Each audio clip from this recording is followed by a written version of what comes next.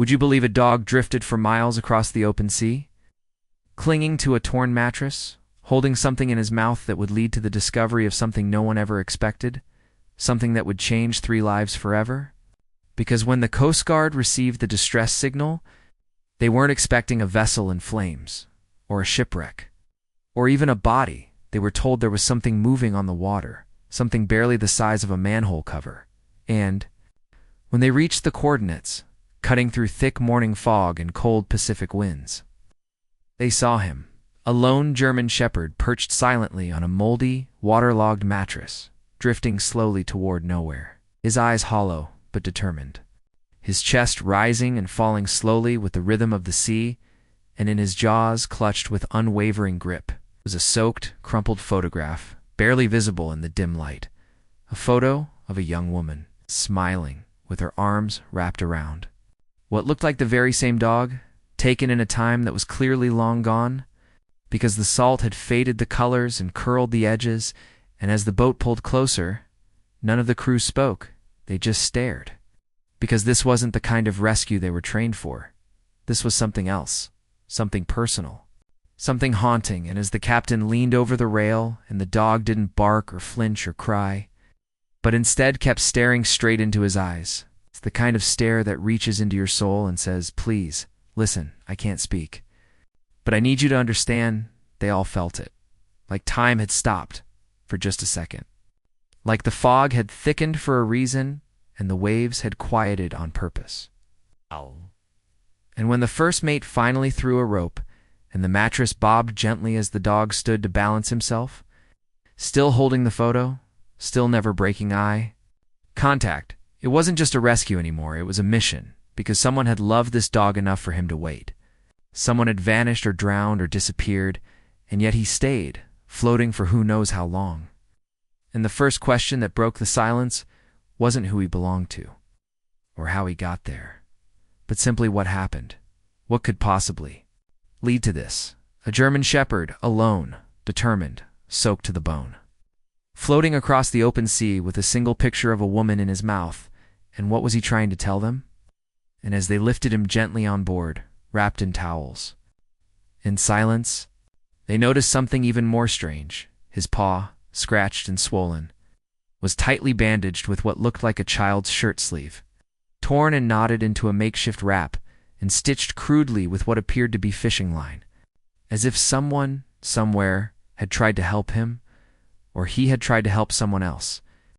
And as the engines hummed and they turned back toward shore, everyone on that boat felt it, deep in their chests. This was only the beginning. It's the photo, the mattress, the bandaged paw.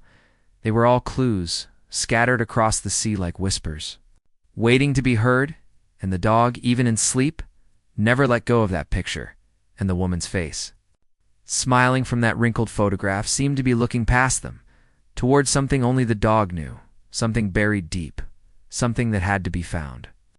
And maybe, just maybe, that's why he never barked, never howled, never panicked.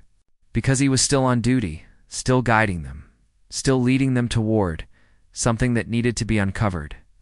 And for everyone watching right now, if your heart's already racing, if your chest feels tight just imagining what comes next, then stay. Don't scroll, don't skip, because what happens after this will change everything. And before we move forward, take a second, breathe in the ocean air, and ask yourself, where are you watching from right now? And what time is it over there? Because this story, this journey, this miracle, it's not just about the dog, it's about all of us, and how far we're willing to go for the ones we love. Back on land, the morning mist still clung to the docks like a second skin, the sun barely piercing through the gray. And as the rescue crew stepped off the boat with the German shepherd cradled in a heavy wool blanket, his eyes still locked. On the photo that hadn't left his jaws for even a second, people began to gather. First 1 or 2, then more. Drawn in by the quiet gravity of the moment, because this wasn't just a dog returning from sea, this was something that stirred a deeper chord in everyone watching. And as the first responder carefully peeled the photo from his gentle grip and placed it on a clean towel, still damp and curled from the salt, someone whispered, "That's someone's daughter," and the words hung in the air like a prayer. And then a local vet, Dr. Lynn Faulkner, who had volunteered for over 30 years in this coastal town, stepped forward without hesitation, kneeling in front of the dog, her hands gentle but firm, her eyes scanning for injuries, and what she found made her pause, not out of fear but recognition. The bandage on his paw wasn't random. It was deliberate, tied with shaky hands, knotted carefully, with thread looped through skin in the way only someone desperate and loving would dare attempt. And she knew right then this dog had been with someone human, someone alive. At least long enough to try to save him, and the question burned. At the edge of everyone's thoughts, where was that person now? Why hadn't they come back with him? And as she spoke softly, soothing him, he didn't whimper or resist. He simply leaned forward until his forehead pressed gently against hers, and a hush fell over the crowd, because that moment didn't need words.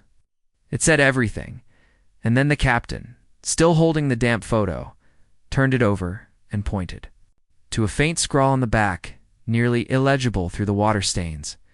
But there, pressed in faded ink, was a name, Isla R., and an address, torn and partial, but just enough to trace. And that's when everything changed. Because suddenly this wasn't a story of a lost dog anymore. This was a story of a missing girl, and as the police were called, and a local news crew quietly rolled in, the dog never barked once, never pulled against the leash.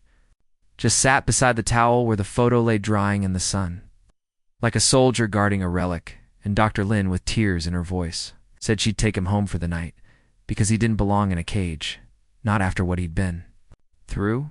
And as the crowd slowly dispersed and the news truck pulled away, one of the crew, a young recruit named Marcus, couldn't stop staring at the dog's eyes, because he swore they kept darting toward the sea, as if he was still waiting, still hoping like something out there hadn't finished yet.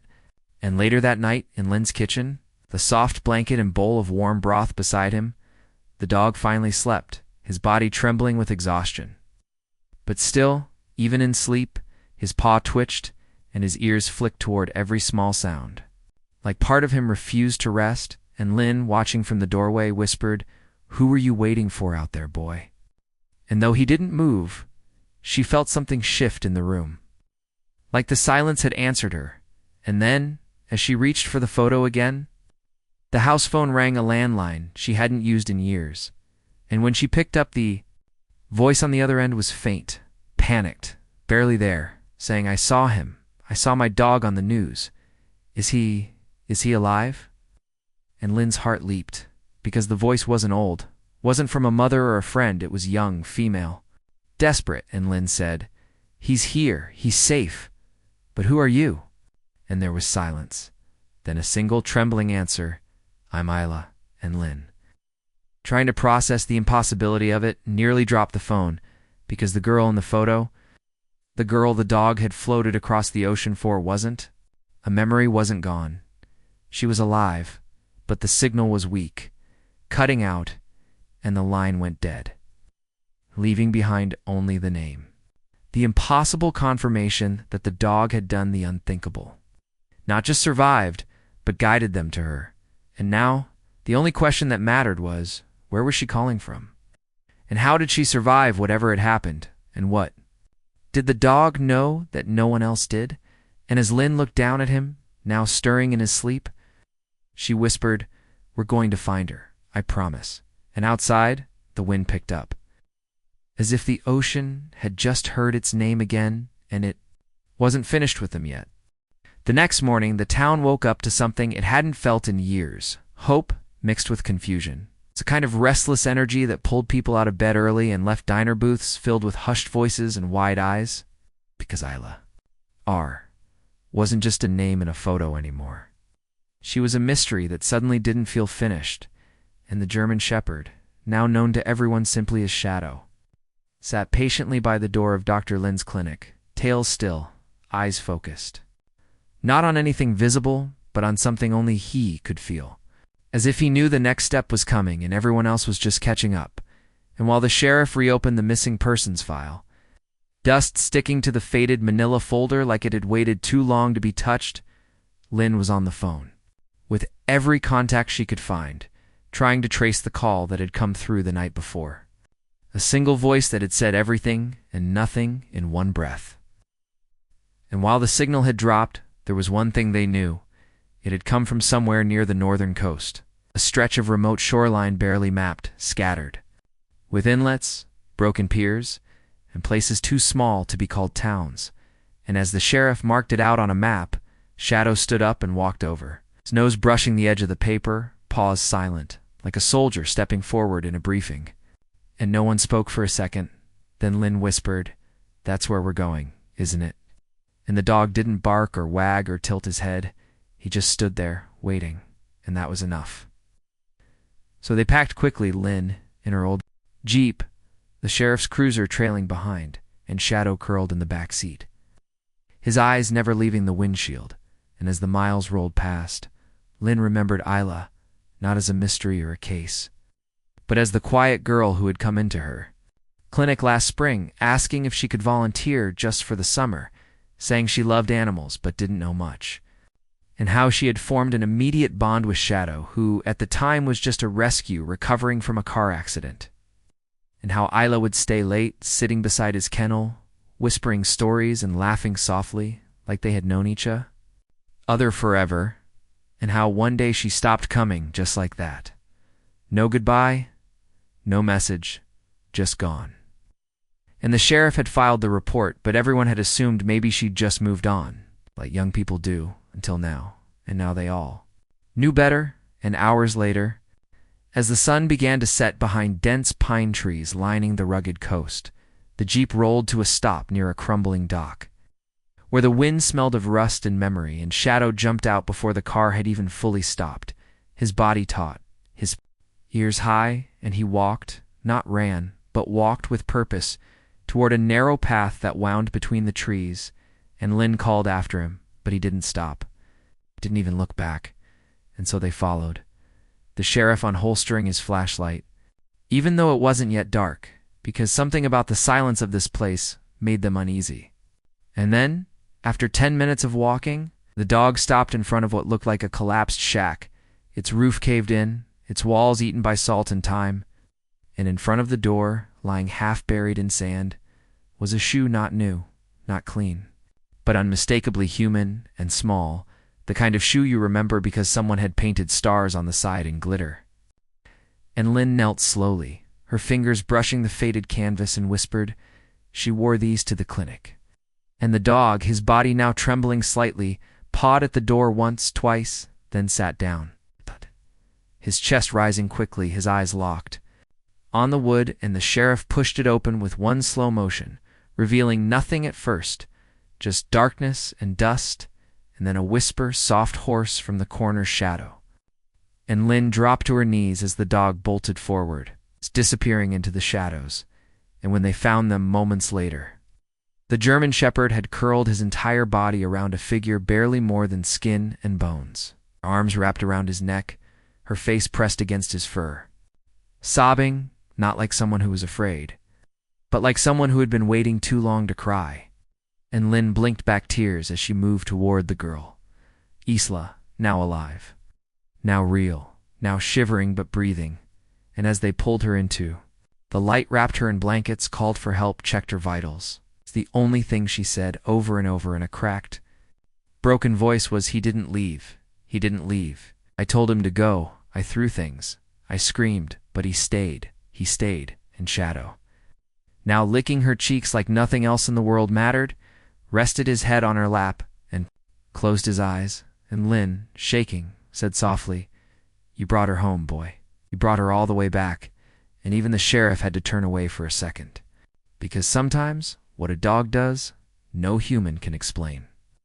And as the paramedics arrived and began tending to Isla, and news of her survival began to spread like fire through the town, one thought echoed through everyone who saw them reunited.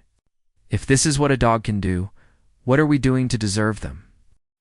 In the quiet hum of the hospital room, with monitors blinking gently, and the thin curtain drawn half open to let in the soft golden light of afternoon, Isla lay propped against a stack of warm pillows, her arms wrapped gently around a heated blanket, her lips chapped, but her eyes wide open now, alert and steady, like someone who had lived 1,000 years in the space of a few weeks. And as Dr. Lin sat beside her bed, notebook unopened, pen resting on the table, not as a doctor this time, but as someone who simply wanted to understand, Isla began to speak, first slowly, then in waves, like the story had been held in her chest. So long that it hurt to let it out, but it hurt more to keep it in, and she told them everything about the day she left. Not because she wanted to, but because she had no choice, about how she had been living with an uncle who no one really knew. How he had taken her in when her parents had passed and no one else had stepped up, and how at first it had seemed okay, not great but manageable, until the day things turned strange. How he began locking doors, controlling food, keeping her inside for days. How she had once gone to the clinic as her only escape, not because she wanted to volunteer, but because she wanted to breathe, to be near something that made her feel safe, and that something had been Shadow, who had looked at her like she was made of light, even when she felt made of cracks, and how she had planned to run, had saved some money, packed a small bag, and even drawn a map. But on the night she was going to leave, the storm hit harder and faster than anyone expected. Slammed the coast, knocked down trees and swallowed roads, and in the panic, she had taken only 2 things, her bag and Shadow, and they ran blindly until they reached the old dock, the one no one used anymore, and the wind howled so loud she couldn't hear her own thoughts. And then the wave came. Not a wave like in movies, not a clean arc, but a wall of water and wood and rage, and it threw them both. Her head struck something, and then it was cold, so cold, and then nothing. And when she woke up, she was on a splintered pier miles down the shore, alone, bleeding, with Shadow sitting beside her like he had never left. And for the next 11 days, she said, they survived together, eating scraps, drinking rain. Hiding from search boats she was too afraid to call out to, afraid they might not be there too. Help, afraid they might take her back, and Shadow never left, not once. Not even when she pushed him away, screamed at him to go, to find help, to save himself. He wouldn't move, just sat there watching her. Like he knew she was fading, and she said on the 12th day she passed out for what she thought would be the last time, and when she woke up, he was gone, and so was the photo she kept in her bag, the only one she had of her mom, tucked inside a plastic sleeve, and she knew then, with a strange calmness, that he had taken it, not out of confusion, but as a message, a sign, a cry for help. And when she saw him on the news, floating on that mattress with the photo still in his mouth, she sobbed harder than she ever had before. Not just because he had survived, because he had done it for her. And as the tears streamed down her face in that hospital bed, Shadow climbed up gently beside her, curling into her side, licking her fingers one by one. And the room fell into silence again. But it was a different silence this time. Not heavy or sad, but holy, sacred, the kind of silence that wraps around you when something bigger than logic has just taken place. And Dr. Lin, wiping her eyes, said softly, "He didn't save you just once, Isla. He saved you again and again." Isla smiled through tears and whispered, "I think I saved him, too." And as nurses stepped in quietly to adjust her for, and the sheriff waited outside to speak to her about next steps, Shadow didn't move, didn't blink, just kept his head against her ribs, listening to the heartbeat he had guarded with, his own. And if you're still watching this, if your heart is pounding and your throat feels tight, then pause for a second and tell us in the comments, where are you watching from? And what time is it where you are? Because maybe, just maybe, this story found you at the exact moment you needed to hear it. And maybe the loyalty of one dog is enough to remind all of us that love, real love, is the thing that holds us together when the world falls apart. The weeks that followed were quiet in the best way, filled with the soft rhythm of healing. The sound of feet shuffling gently across hospital floors, the low hum of morning light slipping through half-drawn curtains, and the steady breathing of a German shepherd curled beside a girl who was beginning to believe in mornings again, because recovery doesn't arrive like thunder. It trickles in like sunlight, slow and warm and steady. And every day Isla grew stronger, first sitting, then standing, then walking, with a cane in one hand and Shadow's leash in the other, though it felt less like a leash and more like a thread tying her back to the world. And soon she was able to leave the hospital, not in a wheelchair or carried, but walking, slowly but proudly. Through the front doors, as people lined up in silence outside, not clapping or cheering, just standing in quiet awe, because they knew they were witnessing something sacred. The kind of moment that doesn't need noise to be loud, and she moved into a small cottage not far from Dr. Lynn's clinic, donated by a local family who said they didn't need the rent. They just wanted her and Shadow to have a place that felt safe, and on the very first morning there, she placed the photograph. Now dried and cleaned, the colors still faint but alive in a simple wooden frame, and set it on the windowsill, facing the sea, and said softly, "We made it." And Shadow, lying in his new bed beside the fireplace, thumped his tail twice and closed his eyes. Because even dogs know the end of a journey when they see it, and the town slowly returned to its usual rhythm. But something had changed. People smiled longer, hugged tighter, made eye contact more. Like the story of Isla and Shadow had reminded them that miracles don't always look like lightning or fire. Sometimes they look like loyalty and silence. And fur soaked with salt water and Shadow became something of a quiet legend, not in the way of news headlines or awards, but in the way children pointed to him and said, "That's the dog who saved her." He'd wag his tail politely and keep walking, head low, eyes calm, like a soldier who had done his duty and asked for nothing more than peace. And Isla began volunteering again, first at the clinic, then at the Lighthouse Library, helping others find their footing the way she had been helped, and every so often, when the wind was just right, she and Shadow would walk to the very edge of the pier where it all began, not to mourn, not to relive it, but to thank the sea for giving him back. And one day, as they stood there in the early evening light, a child approached holding a sketchbook and asked if she could draw them. And Isla said yes, of course, and the sketch, made in pencil and wonder, now hangs above the mantel, a girl standing tall, a dog by her side, and behind them the ocean stretching out like forever. And if you're still watching this right now, still holding your breath or wiping your eyes, then maybe you were meant to hear this story today, not because it's sad, but because it's true. Maybe you've been through your own storm. Maybe you're still drifting on your own mattress in the middle of nowhere, waiting for something or someone to bring you back. And if that's the case, we want to know. Tell us in the comments where you're watching from and what time. It is right now, because stories like this connect us across oceans and screens. And maybe, just maybe, the reason Shadow held on to that photo through wind and wave and darkness was to remind us all that love, when it's real, doesn't vanish. It endures, and it finds a way. And now, whenever someone walks by that window facing the sea and sees the photo resting there in its little wooden frame, they don't just see a memory, they see a miracle. And that is how the story of a girl who vanished and a dog who never gave up became a legend not written in ink, but in salt and wind and the quiet, unwavering heartbeat of hope.